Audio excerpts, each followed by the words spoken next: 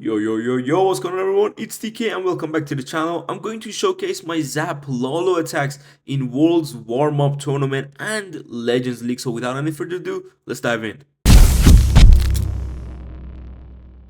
We're here on our last match against Reckoning, which is the original GS team. And guys, we won 15 by 12.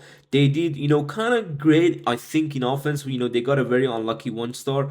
But in general, this is how we did. I'm going to showcase my own attack right here with the ZAP LALO. Now, I've done a variations of ZAP LALO, but I know a lot of you wanted to see me doing it because you saw me doing SUI LALO. And there was just not like a lot of questions. Is SUI LALO better than ZAP LALO? Why do I go with SUI LALO in general? And I'm here to say, honestly, ZAP LALO is a very enjoyable. It's just the fact that you have way less spells with LALO itself. You don't have like heal spell, you don't have many free spells. You have only one haste, which in SUI LALO, of course, your SUI will get originally lower, like less value, because you don't have the zap to get, let's say, one chunk of the base, as you can see.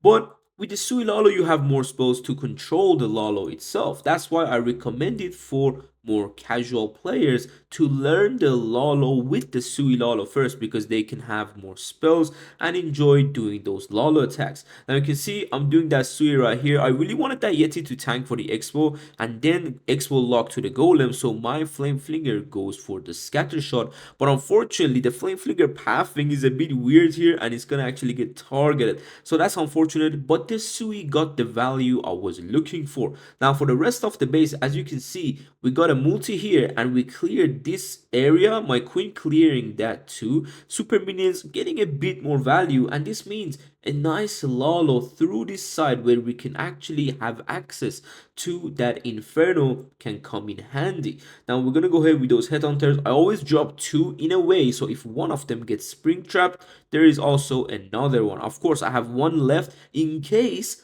both of them get sprung out the map. Now, one thing I'm gonna do with the wizard tower, like kind of kill, is that you can see I drop a loon in a way. Let's say this wizard tower, take a look at it. The way I drop a loon is not all spam together. I drop one to tank for the wizard tower early shots, then I go with the rest of the loons. This way you can see these other two loons are full HP, so that's why you can see how you can go around the wizard tower just to get less damage on your loons. And simple as that, that's how you can crush the base with a ZAP LALO attack. But in general, for Legends League, I personally, I'm not gonna lie, like I'm not the best LALO attacker, and especially I'm not the best ZAP LALO attacker. There's a million players out there who do ZAP LALO, but there's like literally a few players who Klaus, Stars, and all those players, they're godly with ZAP LALO in Legends League. But me personally, there is a difference why I do SUI LALO, and I will explain in the next hit.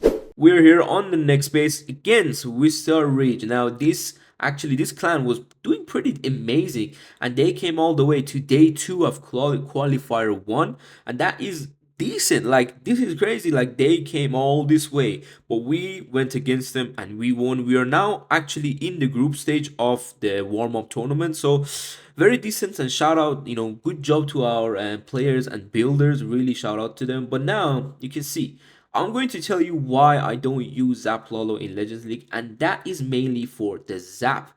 Because guys, in Legends League, you're thinking of a zap value for maybe 15 to 20 seconds sometimes in your attacks, which then leads to you actually not having a good plan with your SUI.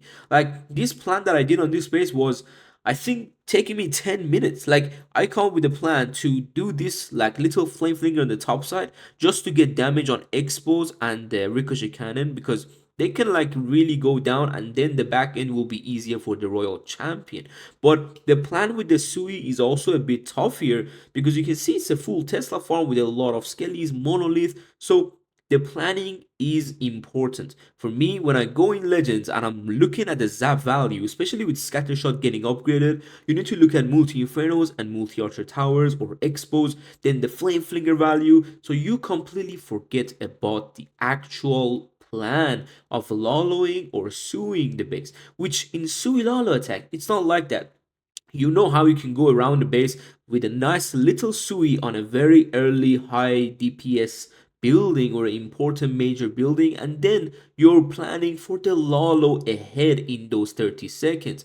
But in here you can see how we're going around the base. I really enjoyed doing these two Zap Lalo attacks in this tournament. Mainly it was because the bases had very deep like buildings and they were all new bases. So really shout out to the builders. They did an amazing job building these crazy defenses and defensive bases, but still we're going to absolutely crush them. Of course, we're gonna go ahead and use the Zap Lalo, guys, in Legends League, and I'm gonna explain the Zap Lalo itself a lot more and what goes through my mind when attacking a Legends League base, and of course those 30 seconds, what you should be thinking and what you shouldn't be thinking, because these are the two key things about a Zap Lalo attack. It's basically like a blizzard. You always think about where do you blizzard, which then you forget the SUI, but because of the blizzard value, because of the zap value, the SUI comes around it. So that's the automatic SUI that you can get baited